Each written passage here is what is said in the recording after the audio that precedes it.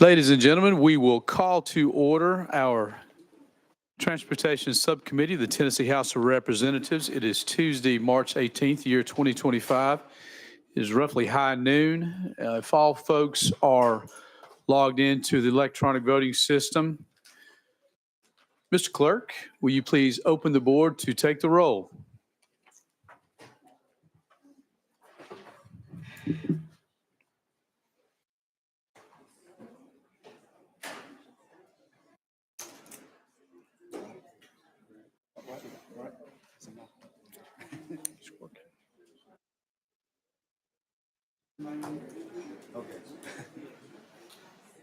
All righty. All elected members working the roll call themselves in. Mr. Clerk, if you could please take the roll. Mr. Chairman, there are 8 members present. You have a quorum. Thank you. The clerk and the chair detect a quorum. We have a calendar before us, what is titled as the final calendar. We will diligently try to work our way through this calendar today. Thank you all who were just in Transportation Full Committee. A very good committee there as well, Chairman Howell. Thank you so much. Any personal orders on the committee before we begin? Vice Chair Butler, do you have your daughter with you as well? You're recognized, sir. Thank you, Mr. Chairman. I do. She's sitting back here in the back in the red jacket, diligently observing committee in the process. So I'm glad to have her with me today. I appreciate the opportunity to recognize her. Thank you. Thank you. Let's make her welcome. Young lady, we appreciate you sharing your dad with us. I think we got to embarrass your sisters in here. We've got one who fixes hair and I didn't need her services. We've got one who's a nurse who I may need her services today before the day's done. What do you do for a living? Work for Dad? Well, that's what I asked of the other two, and they looked at me like I was a green bug. So I'm glad that you work for your dad and keep him straight. That's something we're trying to do as he's here with us. So thank you so much for being here. Any more personal orders? Seeing none, we do have a calendar before us.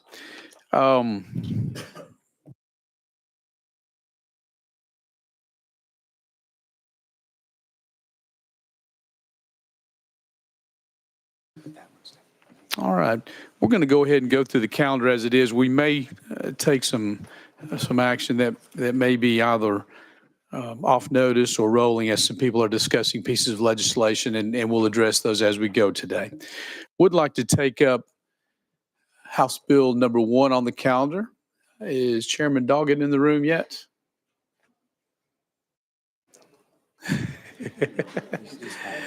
All right. That's okay. I understand, Chairman Doggett.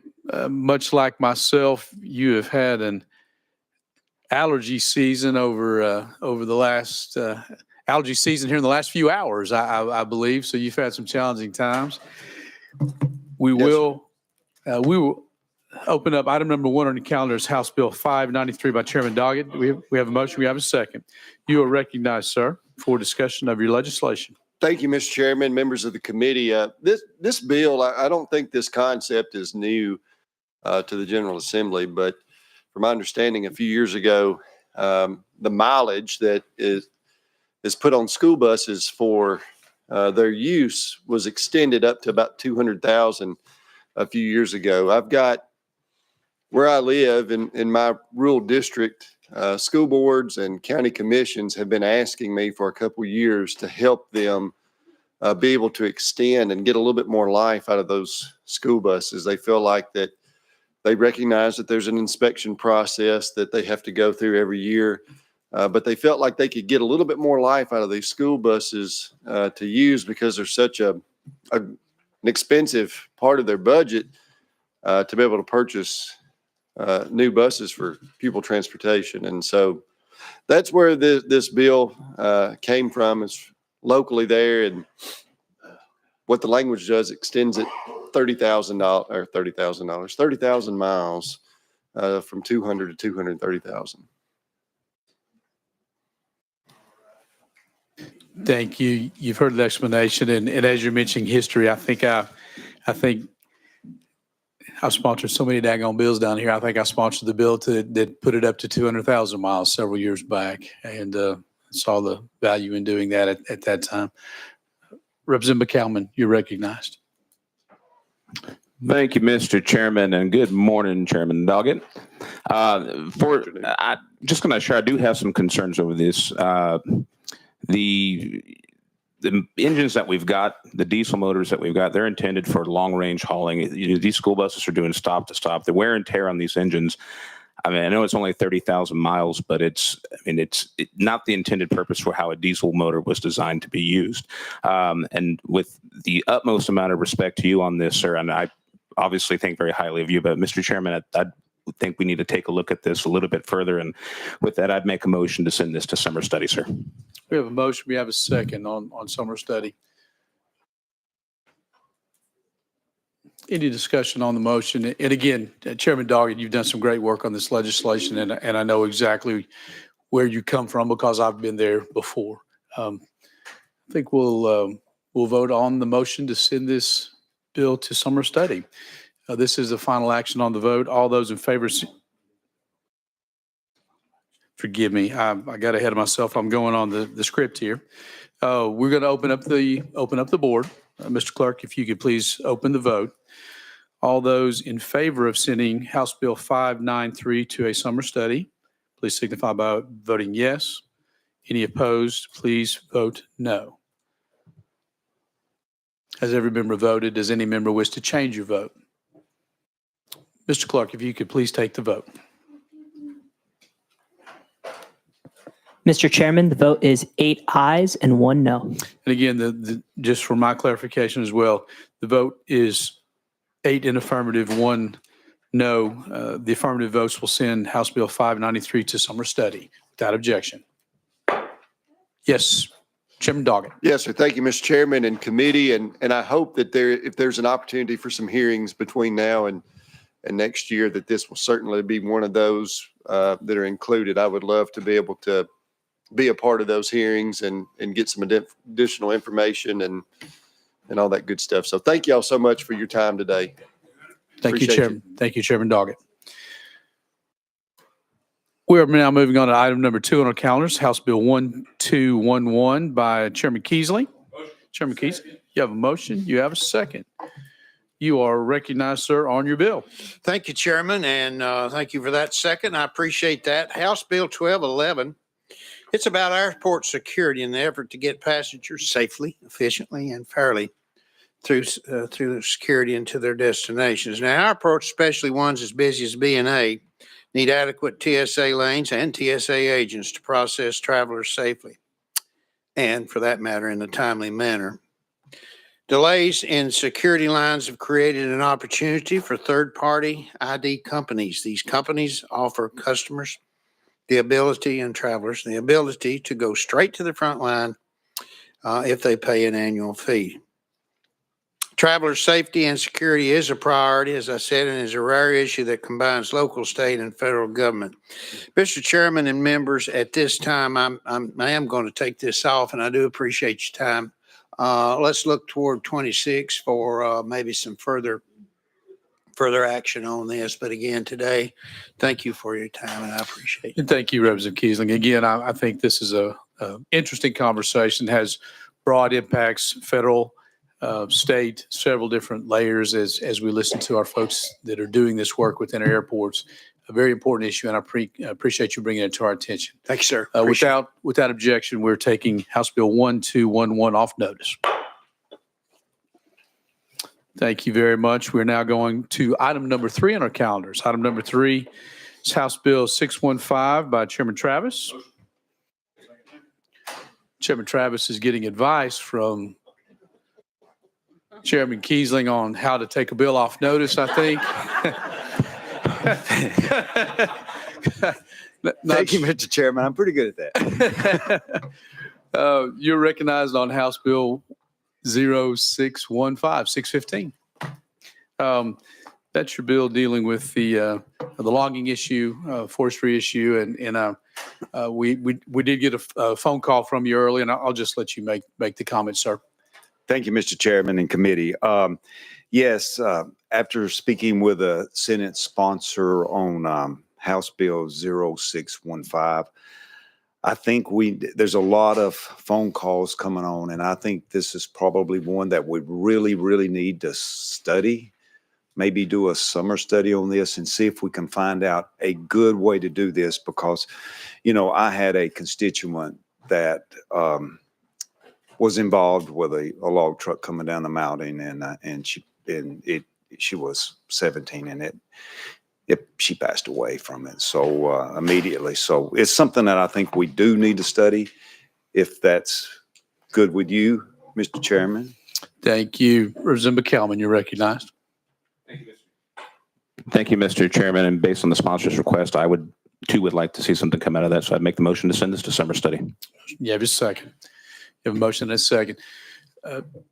Chairman Travis, you have done yeoman's work for your constituents on this particular piece of legislation. And I know you worked very diligently 2 years ago to get us to the posture we are now in terms of safety issues with our logging trucks. I think you've done some good work, and we'll continue those conversations in the future. Right now, we're going to motion to we've got a motion to send House Bill 615 to summer study. We're going to open the board. A vote to send House Bill 615 to summer study will be a yes vote. All those in favor of sending House Bill 615 to summer study, please vote yes.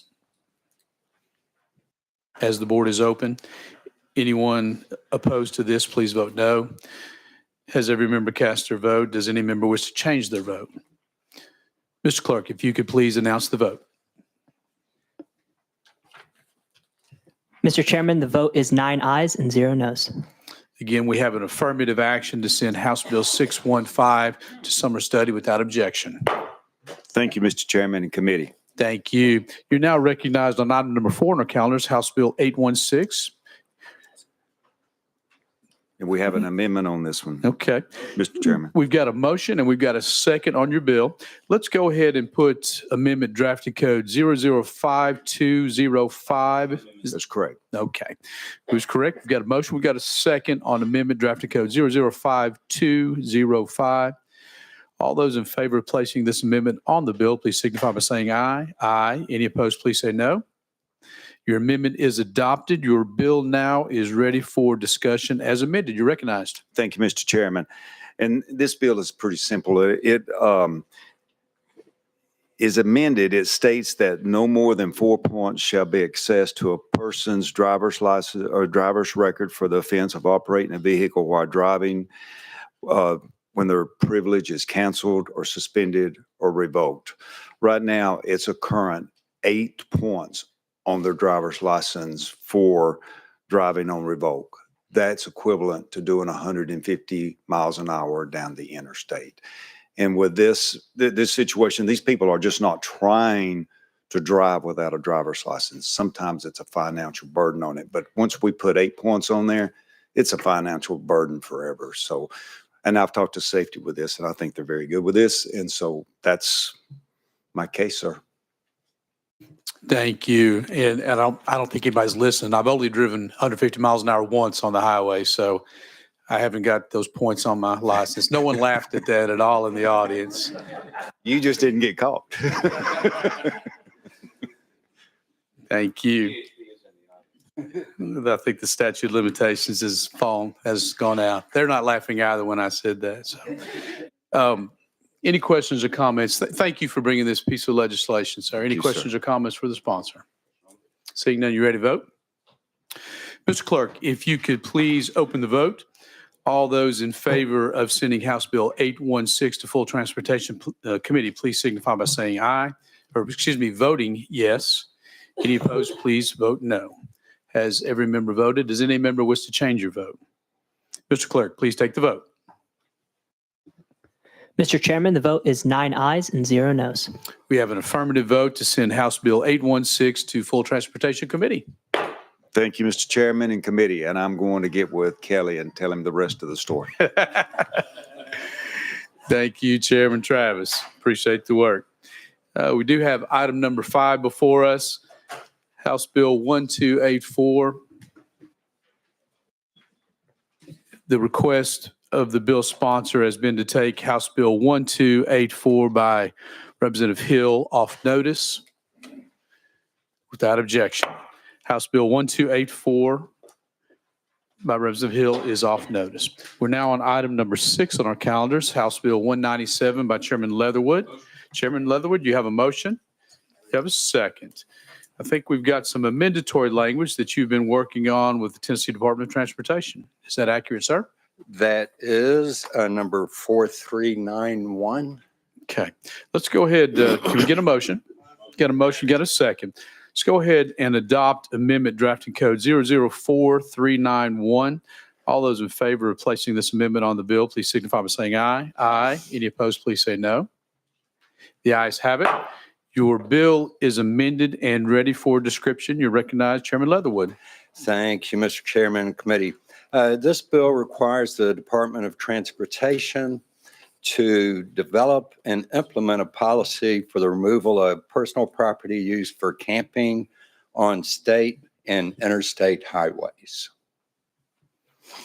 Thank you. Any questions or comments for the individual? Okay. I think we've got some folks who would like to speak. We'll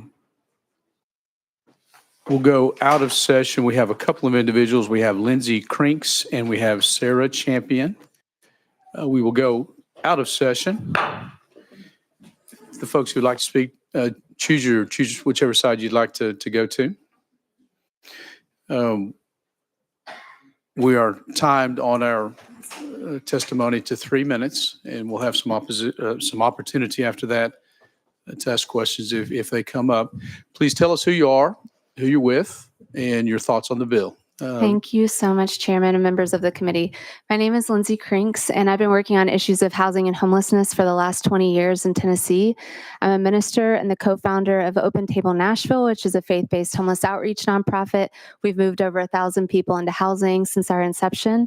And I also am the co-founder of Housing for All Tennessee, which is a statewide coalition around homelessness and housing. I'm here today because service providers across Tennessee have real concerns about the bill and where it currently stands. We're asking all of y'all to take a second look.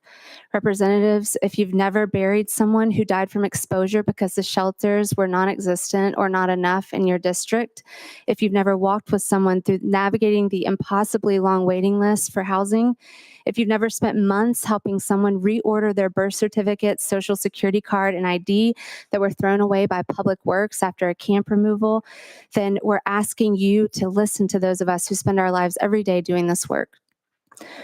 We would love to see a deferral or summer study on this bill, but we're not naive. We know this bill is going to pass through this committee, but what we're asking for you to do is to pull this for a week and add simple amendments that will lessen the harm of this bill in its current form.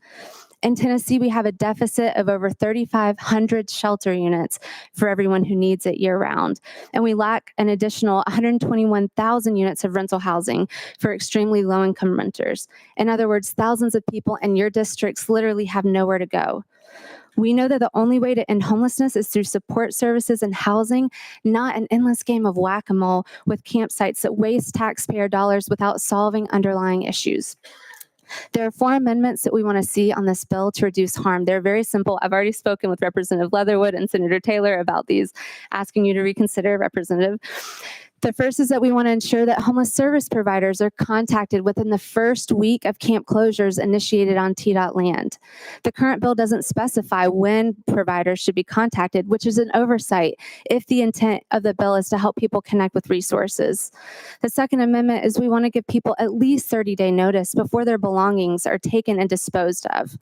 A mere 10-day notice sets a dangerous precedent for property seizures, especially for a population prone to hospitalizations like our people on the streets and our friend who recently lost both of his feet to frostbite downtown.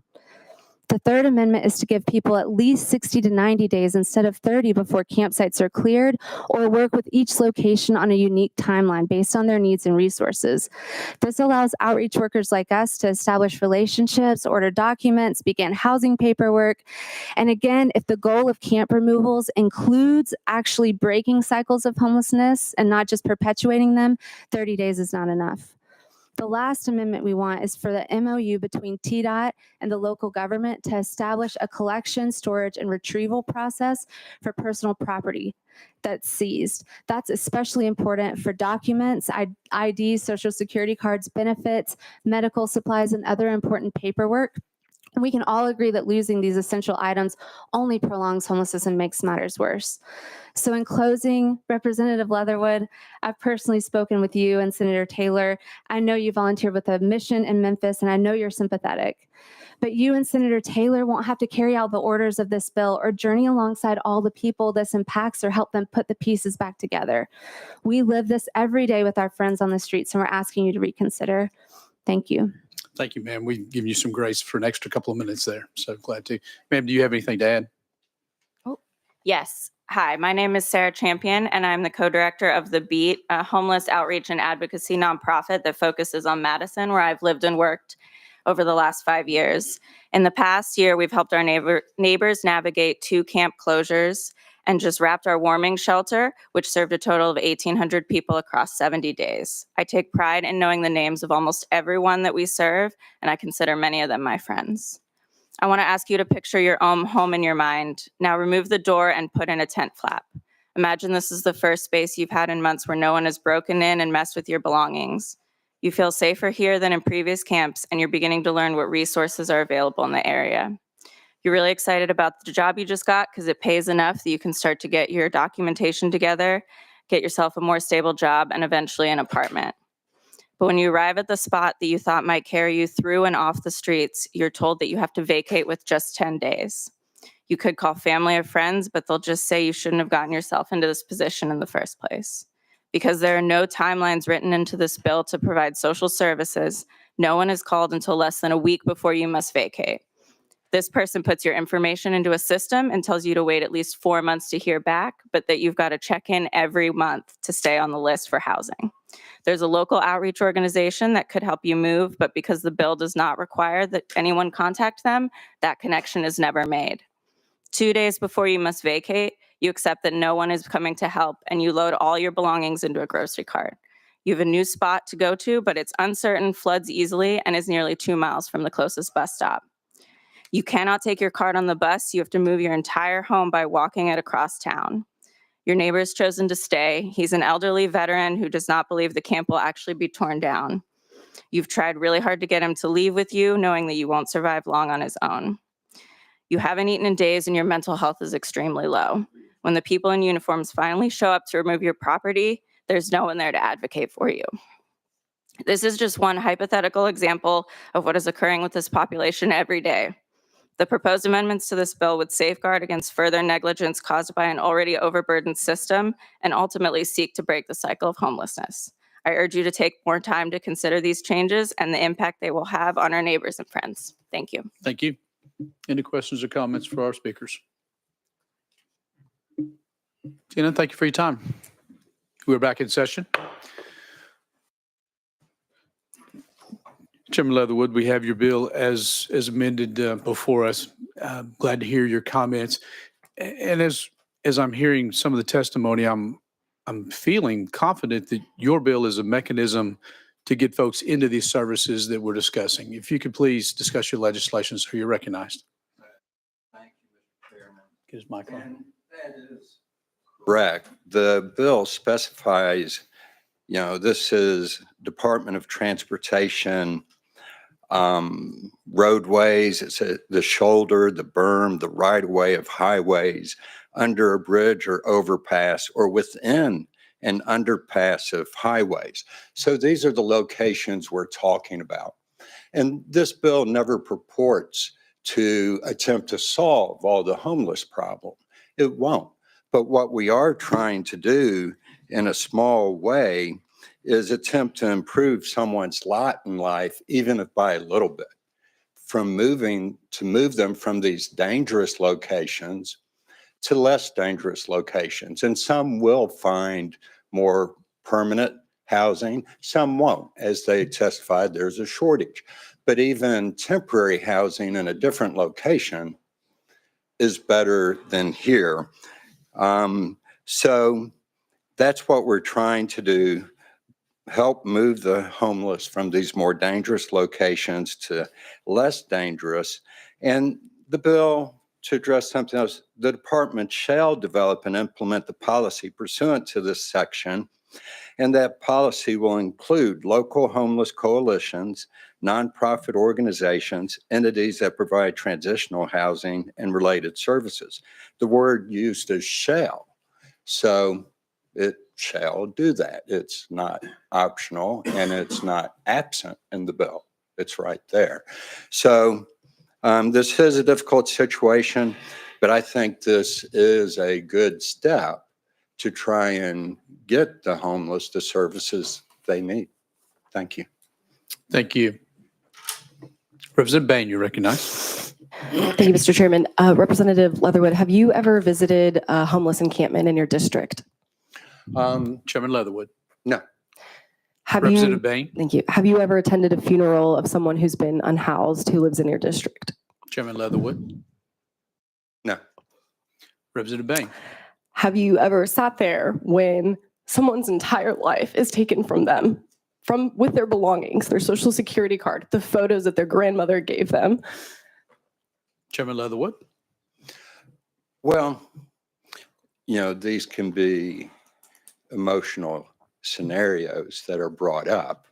But with this bill, the local governments and law enforcement agencies, again, shall coordinate. So, it was alluded to, I've given a lot of money and time to a homeless shelter and my wife a shelter for abused women. So, no, I hadn't been there at the funerals, but I've been in the food line serving the food. And it's hard for me to imagine a local homeless coalition, nonprofit organization, entities that provide transitional housing, throwing away people's important documents, throwing away people's possessions that are important to them. And again, this bill says shall develop this plan with these local entities. Representative Bain.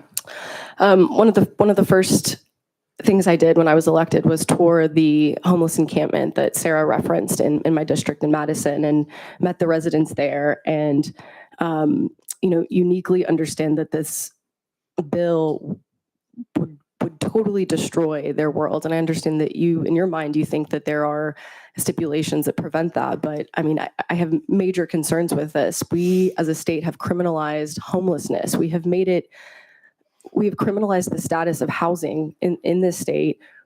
We have not provided enough funding for the unhoused and for housing affordability in the state.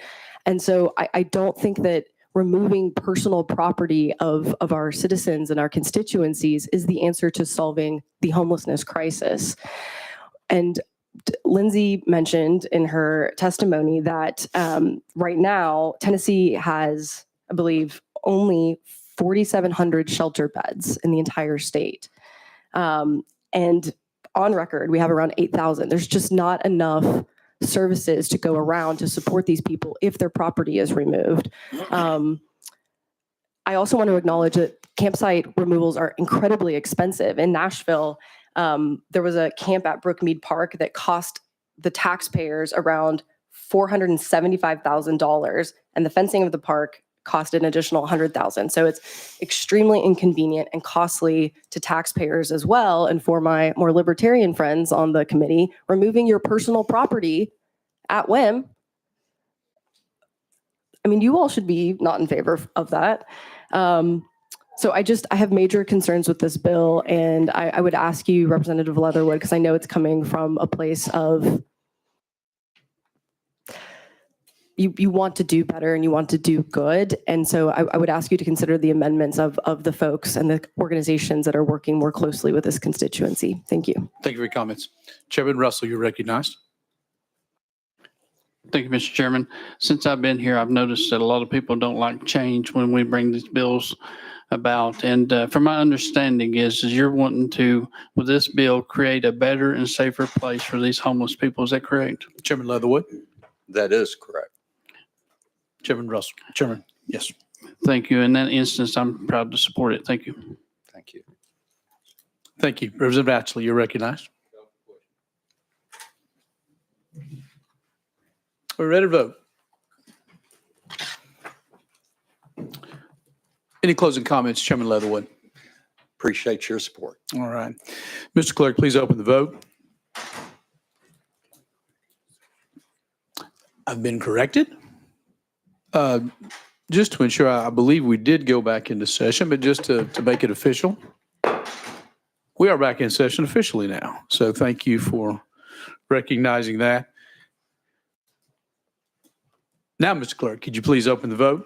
All those in favor of sending House Bill 197 to Full Transportation Committee, please vote yes. All those opposed, please vote no. Has every member voted? Does any member wish to change your vote? Mr. Clerk, if you could please take the vote. Mr. Chairman, the vote is 8 ayes and 1 no. House Bill 197 being affirmative action, you'll move to Full Transportation Committee. Thank you, Chairman Leatherwood. Thank you. We are now moving to item number 7 on the calendars, House Bill 749 by new Representative Reeves. You have a motion. You have a second. You are recognized, sir, for description of your legislation. Thank you, Mr. Chairman. House Bill 749 creates the Class B misdemeanor offense of operating a motor vehicle in this state with an invalid driver's license, and it designates certain out-of-state driver's licenses issued exclusively to undocumented immigrants as an invalid driver's license. All right. Thank you for that description. Representative McCalvin, you're recognized. Thank you, Mr. Chairman. Move previous question. Previous question has been called. Seeing no objection. All those in favor of sending Mr. Clerk, if you could please open the vote. All those in favor of sending House Bill 749 to Full Transportation Committee, please vote yes. Any of those opposed, please vote no. Has every member voted? Does any member wish to change your vote? Mr. Clerk, please announce the vote. Mr. Chairman, the vote is 7 ayes, 1 no, and 1 present not voting. House Bill 749 being affirmative action, it moves to Full Transportation Committee. Thank you, Mr. Chair and committee. Thank you. We are now on item number 8 on our calendar, House Bill 556 by Representative Capley. Representative Capley, you have your motion. You have a second. Thank you, Mr. Chairman. We do have an amendment. All right. I'm seeing amendment drafting code 003761. Is that what you've got, sir? Yes, sir. Okay. Of motion. We have a second. Let's go ahead and place amendment drafting code 3761 on the bill. All those in favor. Excuse me, we are on House Bill 556. Please no disturbances. We're conducting business. Thank you. All right, we are on House Bill 556. We've got a motion and a second on amendment drafting code 3761. All those in favor of adopting amendment drafting code 3761, please signify by saying aye. Aye. Any opposed, please say no. The ayes have it. Your bill is amended and ready for description on House Bill 556. You're recognized. Thank you, Mr. Chairman. Thank you, members. The amendment got us in compliance with the ADA. Obviously, we don't want to discriminate against those who have disabilities. This bill is very simple. It says that the state of Tennessee will give out driver's license tests and they will be administered in English and English only. That's what the bill does. Thank you. And Chairman, I appreciate the legislation, and I've seen this bill for many, many years, and I understand exactly where you're coming from, and it's very important to your district. So thank you very much. I've also seen some of the concerns that our Department of Economic Development and other individuals across the state of Tennessee have about this particular piece of legislation. It does sound good. It reads well on paper, but I do have some concerns about the piece of legislation. I'll be voting no on the bill. Yes, sir. Representative Bain, you're recognized. Thank you, Mr. Chairman. I believe we have some people to testify. I'd like to yield my time to them. Thank you. Thank you, Representative Bain. You don't actually have any time, although I appreciate that. We do have some individuals on the list. We have Jose Pedraza, William Mendoza, and Diana Sanchez Vega. If you'd like to come up.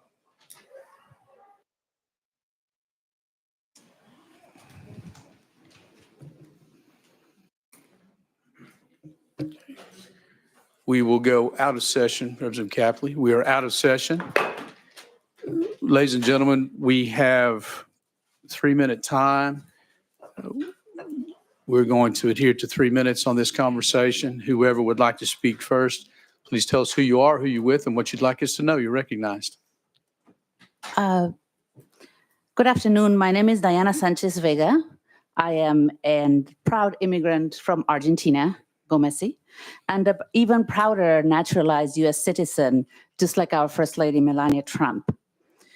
I am here representing the Our State, Our Languages Coalition in Tennessee, and I stand before you today in opposition to HB 556.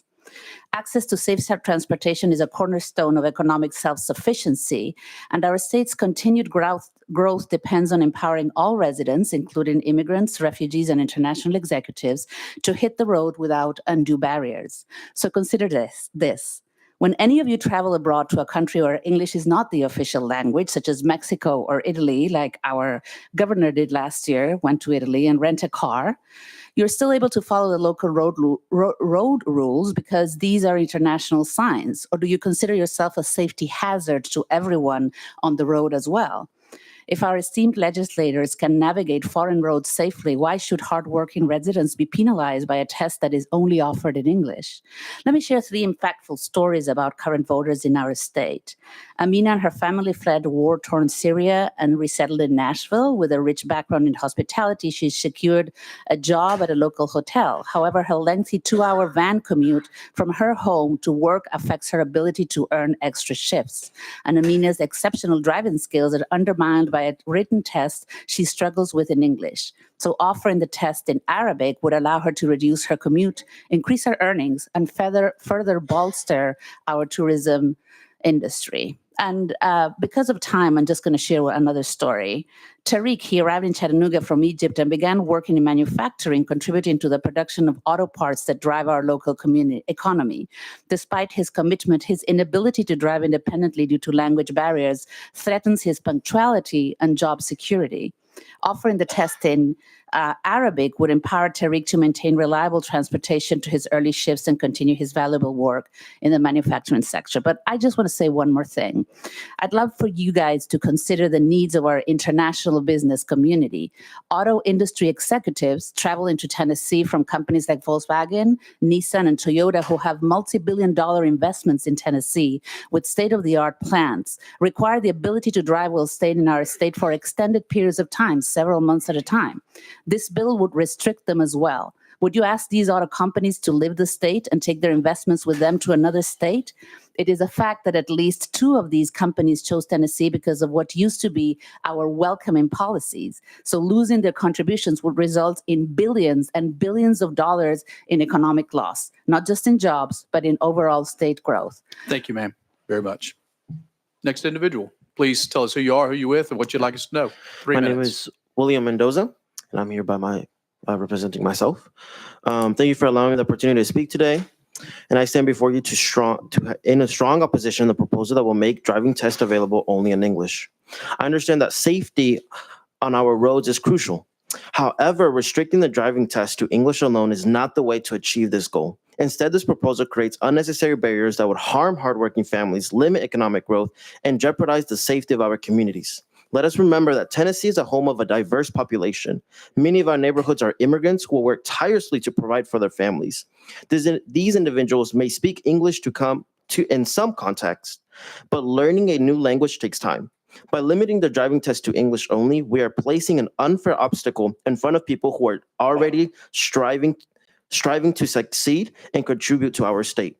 This proposal could harm Tennessee's economy. Immigrant workers are vital to industries such as agriculture, construction, hospitality, and much more. By limiting access to driver's licenses, we risk isolating hardworking individuals who contribute to our economy and strengthen our communities. Transportation is essential for these workers to get to job sites, care for their family, and fully be part of society.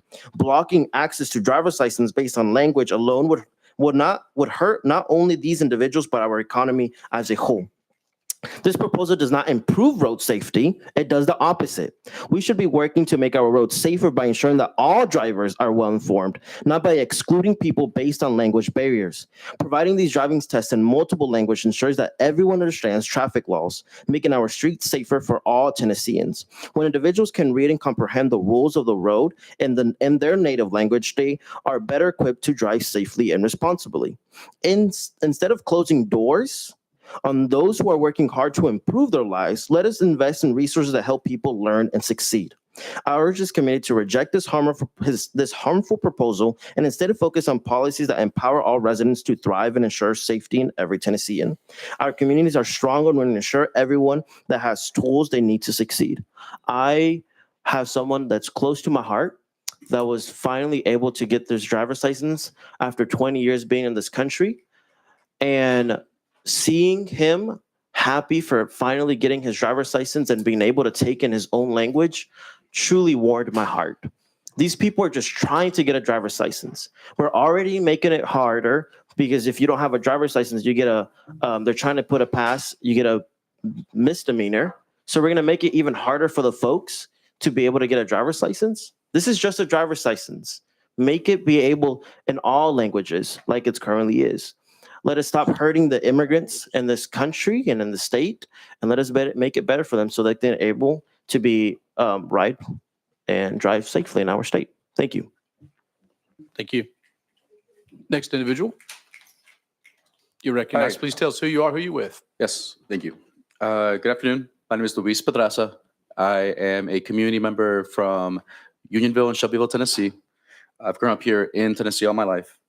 And I'm here today to talk about how I strongly oppose HB 556. Some of the stuff that I'm going to mention have already been brushed on by you, Chairman Hawk, and also by my colleagues over here. And I just want to reiterate how important it is to oppose this bill wholly. We have seen attempts over and over for these type of English-only proposals, and time again, we have to state the obvious. These type of bills only reduce Tennesseans' quality of life, and it costs more to our state in the long run. As the chairman here has agreed, it's an economic burden, or it's an economic negative, at least that. We have seen that providing multiple languages gets companies motivated to keep their business here, like Nissan in Smyrna and Franklin, and like Volkswagen in Hamilton County and Signal Mountain. In that community. If executives and workers can't obtain a license when they're here in the States, they're gonna not want to be able to stay here and keep their business here. It's gonna become an obstacle to improving our state's commerce, plain and simple. We also know that many businesses like construction, landscaping, hospitality, and other parts of the service sector, they rely heavily on non-English dominant workers. I, for one, have many cousins who work with a lot of construction workers who would otherwise qualify for a driver's license if it wasn't for the language barrier. Now, I would hope that this legislative body does not get in the way of eliminating job opportunities. I would really hope that. I, for one, do not want my taxes to go to eliminating job opportunities. And I think it should be said that when an employee is very well qualified for a job, but they can't present multiple forms of ID, because that's what this legislation would do, is prevent them from having a valid form of government ID because of language barrier, then they won't get the job, and your economy, your local economies lose out on having workers pay taxes and contribute to our communities.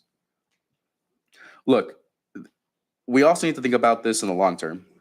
When we don't provide licenses, when we start to choose who gets to have licenses, we lose out on tax revenue, because from providing licenses, we get people to do driver's education. We do have people who buy property because they show ID, have to pay property taxes on that.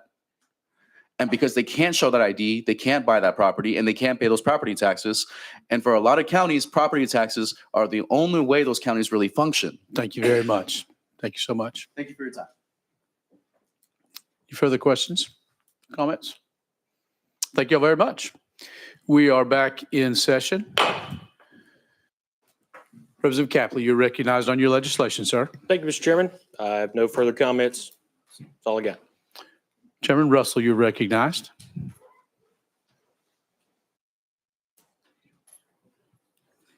Thank you, Mr. Chairman.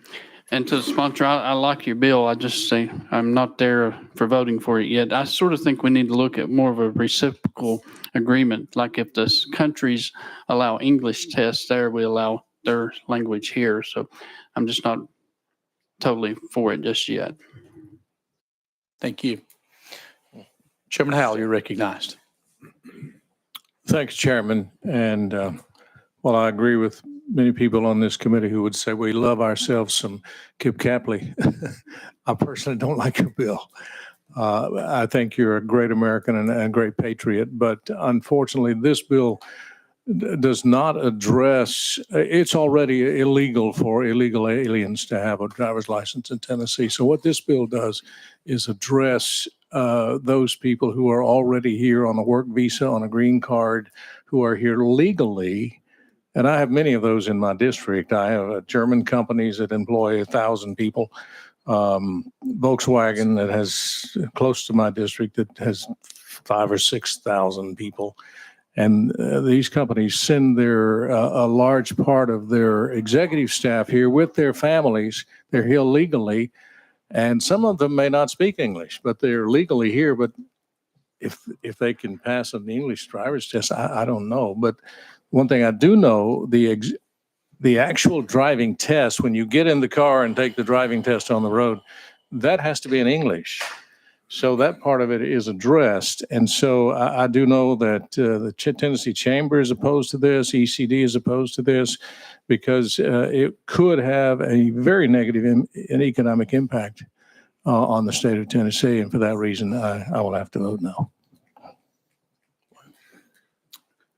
Representative Bain, you're on the list. I don't want you to do harm, but I'll recognize you if you'd like to say something.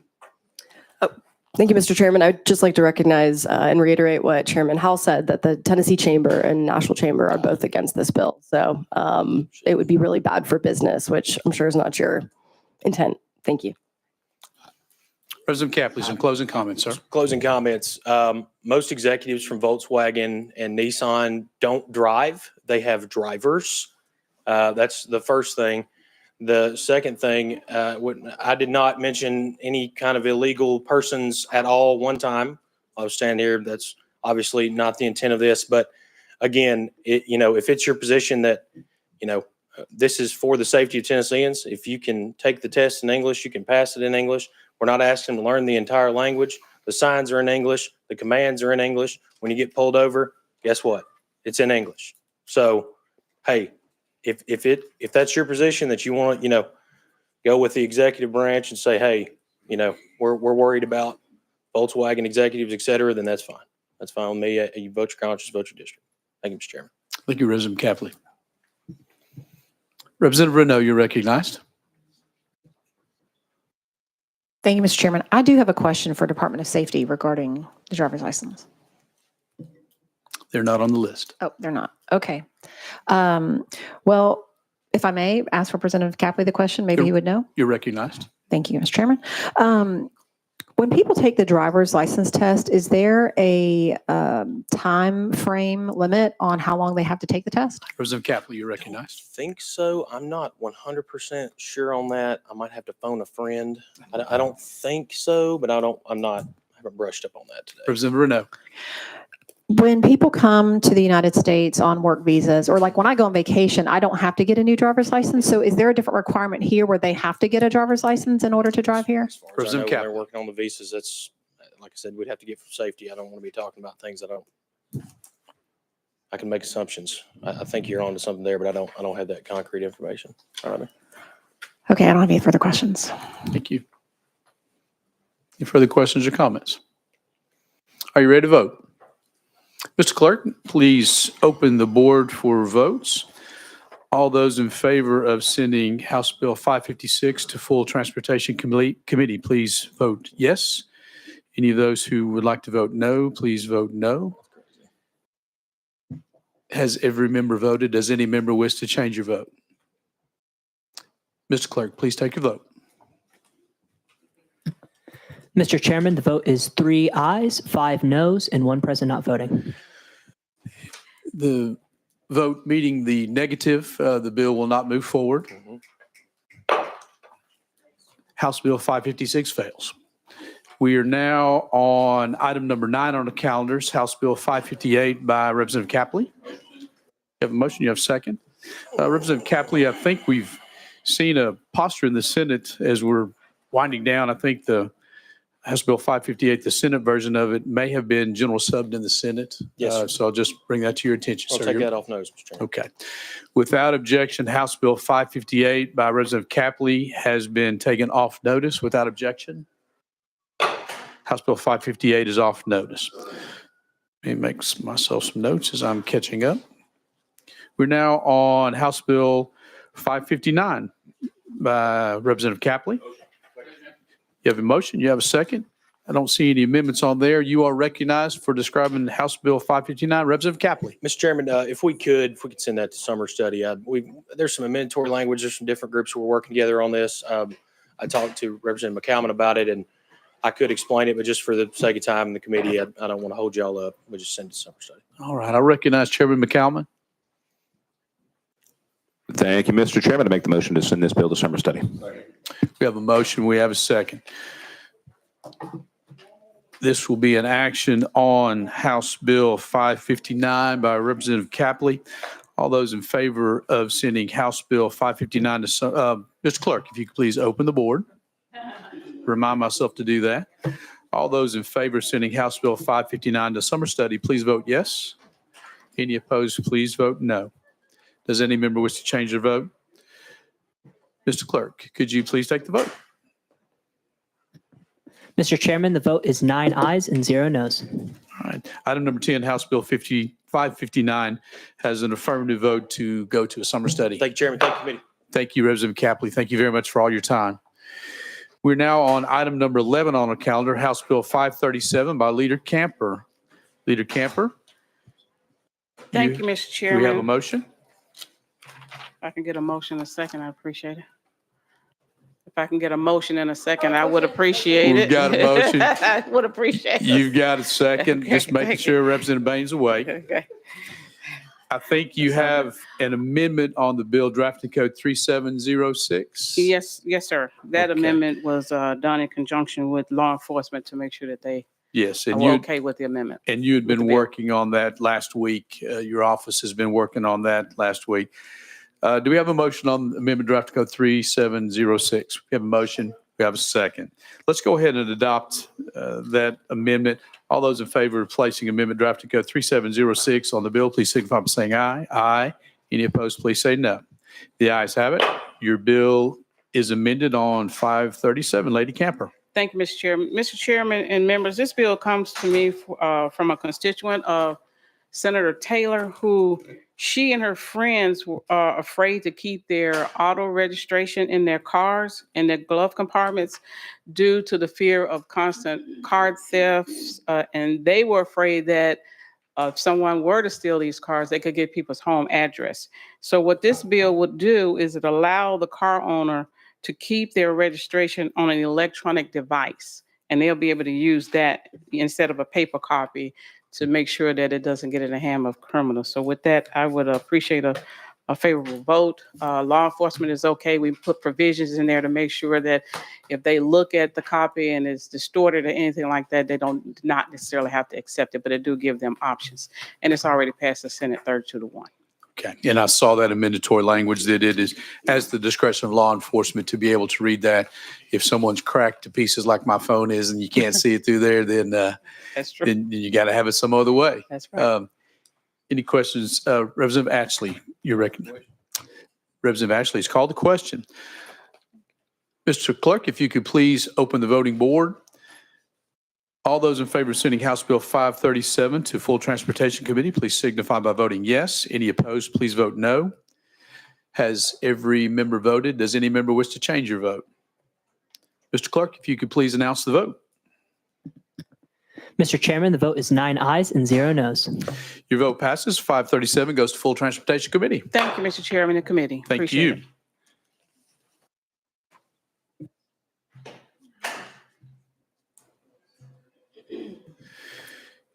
We're now ready for item number 12 on our calendars. House Bill 924 by Representative Towns. It's not in the room. We will, Chairman Howell, you're recognized. Thank you, Mr. Chairman. In looking at House Bill 924, there is a new bridge being built already there, and TDOT is already involved in studying that corridor of transportation. So I would make a motion to move this bill to summer study. We have a motion. We have a second. Mr. Clerk, if you could please open the vote. All those in favor of sending House Bill 924 to summer study, please vote yes. Any opposed, please vote no. Has every member voted? Does any member wish to change the vote? Mr. Clerk, if you could please announce the vote. Mr. Chairman, the vote is 8 ayes, 0 noes, and 1 present not voting. The action on House Bill 924 will be to send to summer study without objection. The bill is sent to summer study. We're now ready for item number 13 on our calendars, House Bill 788. The request has come to the office to take item number 13, House Bill 788 by Representative Freeman off notice. Without objection, House Bill 788 off notice. We are now on item number 14 on our calendars, House Bill 1021 by Chairman Russell. You have a motion. You have a second. You are recognized, sir, on your bill. Thank you, Mr. Chairman. I've got some people that'd like to testify. You want me to give the explanation now or after they testify? But what it does is a property rights bill that just protects the billboard companies and the property owners from if they get it from eminent domain, so their income would be protected. Thank you, Chairman. I think with that brief description, we'll probably go out of session and bring the speakers up. I think we heard from some fine folks last week in committee. Ran out of time last week. We will go out of session. We have some folks who are approaching the table to speak with us. Ladies and gentlemen, as you've heard previously, we've got 3 minutes for individuals to speak. If you could introduce yourself, tell us who you are, who you're with, and what you'd like us to know, and begin with whomever would like to start. You're recognized. I think he's already turned you on. You already got me on? Okay, Chairman Hawk and my representative, Michelle Renault. It's a pleasure to be here. My name is Hugh Morrow, and I serve as the president and CEO of Ruby Falls in Chattanooga, and I also serve as president and CEO of R&R Outdoor Advertising, which is, you've probably seen many of our billboards along the highway, but that's how we manage it. In 2017, around, an announcement was made to build a new exit into Chattanooga around the river, if you remember, that pours into Broad Street, which is well designed and well needed. But the issue on the outside lane is we had a billboard sitting right in the middle of that property. We were told we had a digital billboard on that board. It was approximately 60 feet tall, probably had around $250,000 to $300,000 invested in it. The state paid us a little over $59,000 to take that board down. So we took a loss of over $200,000 on that board. Our options were to litigate it, but after I saw my great Senator Gardenhire at the groundbreaking, I decided not to sue and try to get more money because I love my relationship with Senator Gardenhire. I think y'all understand that. And we decided not to seek any type of further compensation on that. It's frustrating because not only did we lose a billboard that said "See Ruby Falls" on it, it was expensive to us. It lowered the value of our billboard plant. So I just wanted to point that out as we go forward. Ruby Falls has practically doubled in size, and our tickets have grown. They've doubled in cost, and we send quite a bit of sales tax to the Treasury here. And 30% of those people tell us that they come to see us due to billboards. So billboards work. And so as we lose them, not only do we lose the value of them, but we can lose sales as well. So I think it's something we all need to be aware of, that each billboard is a single business in themselves and generate revenue.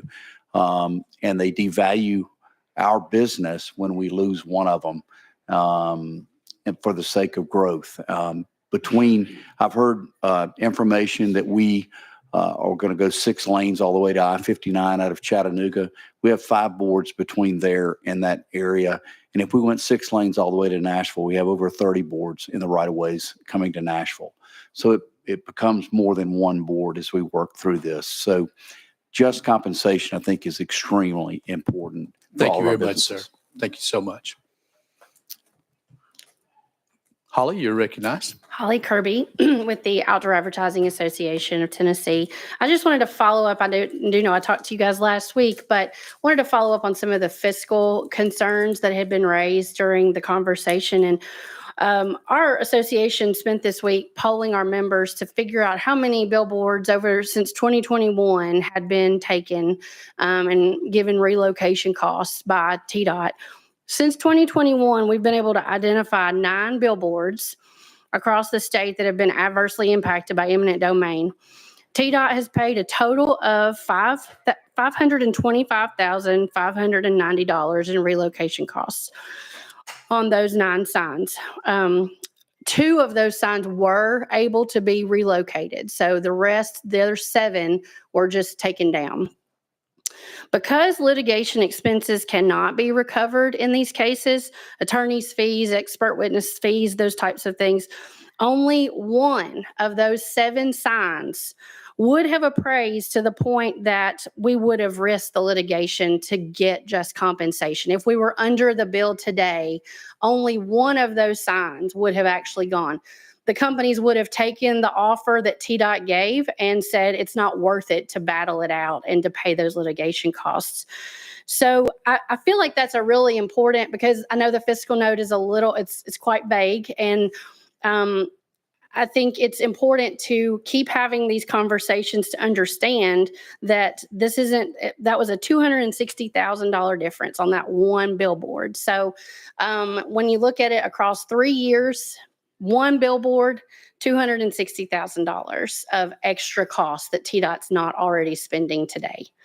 I know their fiscal note says that there were 28 signs. We have not been able to, we've asked our membership, and granted, there are a few companies who are not members of our association, but by and large, we represent most billboard companies in the state, and we cannot identify those 28 billboards. I know TDOT is working to try to identify those for us, but to date we have not received those billboards. So, and Scott, I'll let you introduce yourself, and I know you're just here for questions or whatever comments you want to make. Thank you. You recognize Mr. Hibberts. Thank you. Scott Hibberts, Reagan Outdoor in Chattanooga, and along with Mr. Morrow, we lost 2 billboards in the same project that he's talking about. I think we were paid approximately $40,000 a piece for the removal.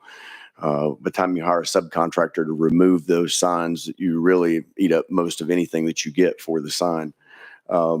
It's as we approach the new infrastructure package, and the TDOT is obviously already in the planning stages of what those choice lanes are going to look like. It's very important for us to be able to try to get this in front of the planning and the right-of-way acquisition for those projects as they move forward.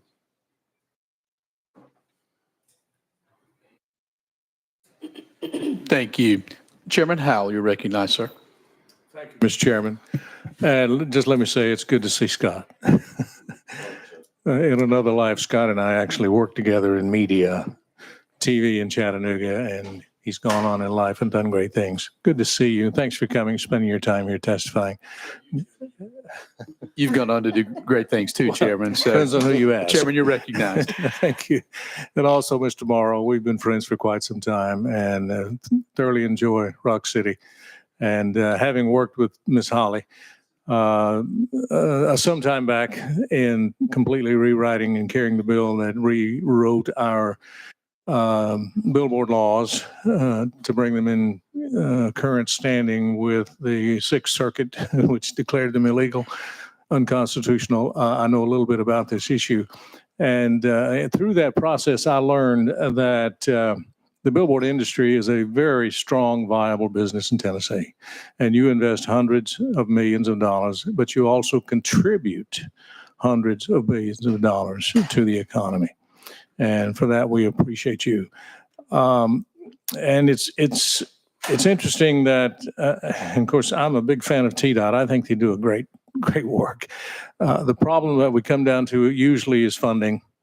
And we're working with Chairman Hawk and other groups to try to identify additional funding streams for TDOT so that we can address these issues more adequately. But at the same time, I know that when we build a new road and there are properties along there, we have to get an independent appraisal, and TDOT has to reimburse those property owners at fair market value. And if I understand the issue, that's all you're asking. Fair market value. So I hope we can get there. I support the bill, and I'm glad to say that I know TDOT is working with you. They're talking with you. They don't oppose the bill, but we've got some work to do, and we'll keep working until we can hopefully get there. Thank you, Mr. Chairman. Thank you. Any further questions or comments while we're out of session? Seeing none, ladies and gentlemen, thank you very much for being here. We are back in session. As was mentioned by the chairman, I think we do have some ongoing discussions that may need to occur. We don't want to jeopardize one fund for another fund and understand completely where we are. Any questions or comments? Representative Russell, you're recognized. Chairman Russell. Thank you, Mr. Chairman. I just think that we can, everyone here say that we're for private property owners being secured in their investments, and to pass this bill would ensure that they get fair market value for what they've worked so hard for an investment in these billboards. It's not just for the companies, it's for the individual property owners that owns that land that may be renting them to the billboard companies. So I'm at the will of the committee, Mr. Chairman. Thank you. Thank you. We've talked about a few other pieces of legislation that may need to simmer a little bit over the summer, over the year. We've moved one bill already to the first calendar of 2026, which would give us some time to maybe do some collaborative work in terms of looking at these appraisals and getting folks more closely to the same page. And I'm looking with admonishing and encouraging folks in the audience to all come together and have this broad conversation about values as we move forward. I may ask for a motion from the committee to roll this bill to the first calendar of 2026. Chairman McCalman, you're recognized. So moved, Mr. Chairman. We have a motion. We've got a second. This will be a voice vote. All those in favor of just rolling the bill to first calendar of 2026, please say aye. Aye. Any opposed, please say no. The ayes have it, with the admonition that all folks sit down and have a very frank conversation about that. Thank you so much. Without objection, House Bill 1021 is moved to the first calendar of this committee for 2026. We are now on the downhill slide with our committee. House item number 15, House Bill 212 by Chairman Howell. Chairman Howell, you have your motion. You have your second. You're recognized, sir. Thank you, Mr. Chairman. Thank you, Mr. Chairman. House Bill 212 is the annual omnibus bill for specialty license plates. This year we have 44 amendments to this bill brought to me by members of the legislature to create specialty license plates for various organizations across the great state of Tennessee, and I would ask passage. Chairman, we are broadly describing those amendments. I do know that full committee will eventually create an omnibus amendment with all these included. I'll look to my right and I look to my left in terms of, I think we can pass this bill out 212 as it is, with the promise that we will see omnibus amendment language. Okay. And the request will be to roll all those amendments into one. that will create one omnibus amendment. You've heard the description of House Bill 212 with the intention that in full committee we will roll all amendments into one. I'm going to pause just a moment.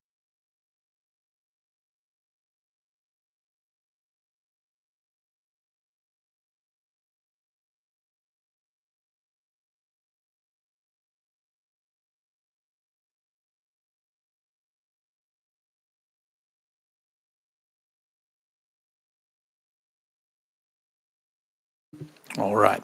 If I could get a motion to adopt the schedule of amendments that we will roll into one, we have a motion to do so. All those in favor of adopting the amendment schedule, please signify by saying aye. Aye. Any opposed, please say no. The ayes have it. The schedule will be adopted. Now we are voting on House Bill 212, our specialty license plate. Any questions? Are you ready to vote? Mr. Clerk, if you could please open the vote. All those in favor of sending House Bill 212 as amended with the schedule, please signify by voting yes. Any opposed, please vote no. Has every member voted? Does any member wish to change your vote? Mr. Clerk, please announce the vote. Mr. Chairman, the vote is 8 ayes and 0 noes. Receiving a positive action, House Bill 212 will move to full transportation committee. Item number 16 on our calendar, bill number 213 by Chairman Howell. Chairman Howell, you have your motion, you have your second. I think we're going to be in a similar posture as we were previously. I'll let you describe this. You're recognized, Chairman Howell. Thank you, Chairman. This is the annual omnibus bill for transportation with the naming of highways, roads, and bridges. And I have 40 amendments within this bill. And as you previously said, we normally roll these into one amendment. Thank you. And we do have the motion to adopt the schedule of amendments as we move this bill to full transportation. We have a motion. We have a second on the adoption of the schedule. All those in favor, please indicate by saying aye. Aye. Any opposed, please say no. You have adopted the schedule of amendments that will go onto the highway, road, and bridge naming bill. Are you ready to vote on the bill? Any questions? Are you ready to vote? Mr. Clerk, if you could please open the board. All those in favor of sending House Bill 213 as amended by the schedule, please signify by voting yes. Any opposed, please vote no. Has every member voted? Does any member wish to change your vote? Mr. Clerk, if you could please announce the vote. Mr. Chairman, the vote is 8 ayes and 0 noes. Item number 16, House Bill 213 meets a positive vote. It moves forward to full transportation committee. Ladies and gentlemen, wow. I did not have any expectation that we would work our way through Transportation Subcommittee today, but we have achieved some yeoman's work. I want to thank every member of this committee for the diligent work that you have done. Chairman Howell, you're recognized. Thank you, Mr. Chairman. And I want to thank you for an exemplary job of chairing the subcommittee. As I have told the previous sub-chairmans, you make my life much easier. And you do an excellent job, and your quiet, firm, and easy manner makes the committee run much smoother.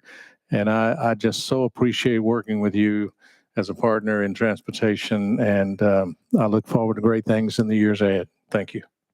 Thank you, Chairman. And what a blessing. My 13-year-old may not agree with you calling me quiet all the time when she sees me yelling a volleyball game. So I appreciate that. Representative McCalman, Chairman McCalman, you're recognized.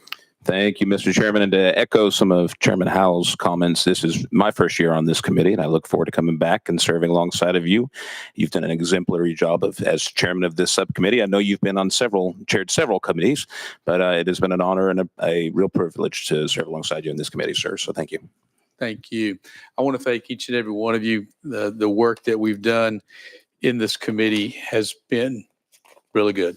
I must say that the collaborative work, we're never going to agree on every issue, nor should we agree on every issue. But I'm very pleased, from our Sergeant at Arms to our clerk's office to our research staff, to our legal staff, to Ms. Adams, who keeps me straight, every member on the committee. You've taken your time and energy and devoted to really, really good work. So I thank you. Without objection, this subcommittee on transportation for the House of Representatives is closed, subject to the call of the chair.